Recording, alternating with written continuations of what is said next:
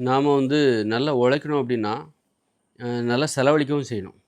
செலவழிக்காம சேர்த்து சேர்த்து வச்சுட்டு, அப்போ விழிப்புணர்வு இல்லாம போயிடும். நம்மட்ட தான் நெறைய பணம் இருக்கே, நம்ம தான் செலவும் பண்றது இல்லையே, அப்படின்னு நெனச்சுட்டு, ம் நம்ம வந்து என்ன பண்ணுவோம் அப்படின்னா, அப்போ உழைக்கவே ஒரு சோம்பேறித்தனம் வந்துரும். லேட்டா எழுந்திருப்போம், காலையில எந்திரிக்கணும் அப்படின்ற எண்ணம்லாம் இருக்கு. அதனால நெறைய செலவழிக்க பழகணும்.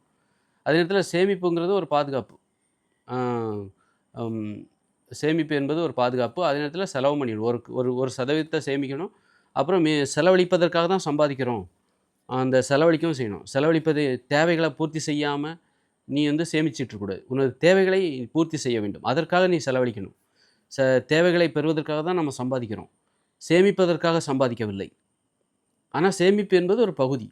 அது ஒரு பாதுகாப்பு. முழுக்க முழுக்க எல்லாத்தையும் சேமிக்கணும். உனது தேவைகள கூட தியாகம் பண்ணிக்கிட்டு நீ சேமிக்கக்கூடாது.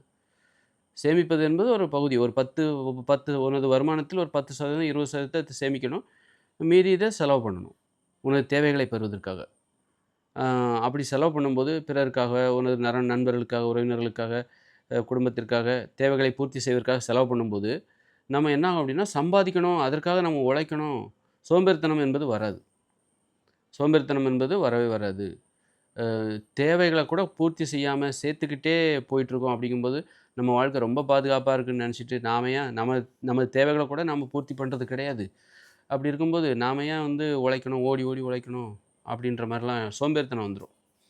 அதனால செலவழிப்பதில் தாராளமா இருங்க. அதனால சேமித்ததை போக மீதியை செலவழிப்பதில் தாராளமா இருங்க. சேமிக்காமல் தாராளமா இருக்காதீங்க. சேமிப்பு என்பது இல்லாமல் நீங்கள் தாராளமாக இருக்காதீங்க. 10, 20% சேமிச்சுட்டு, மீதமுள்ள பணத்தில் நீங்கள் தாராளமாக இருங்க. நல்லா செலவழிக்கணும்னு நெனச்சுக்கோங்க. அத மிச்சம் பிடிக்காம, இப்போ ஒரு ரூ. 2000 சேமிக்கணும்.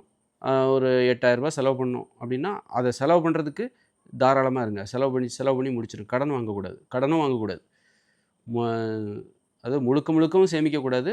ஒரு 10, 20% சேமிச்சுட்டு, ம் மீதி உள்ளத செலவழிங்க.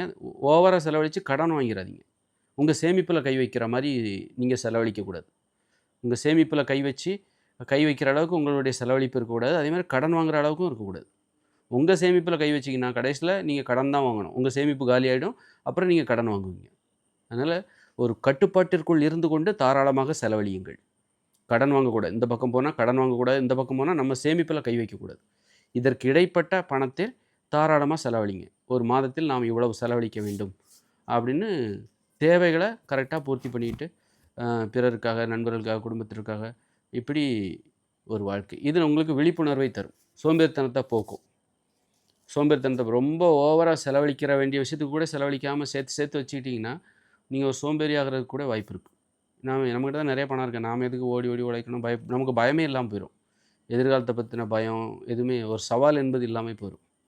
அதனால செலவு, சேமிப்பு என்பது இரு கண்கள். கடன் வாங்கி விடக்கூடாது. நம்ம சேமிப்பிலேயே கை வச்சிடக்கூடாது.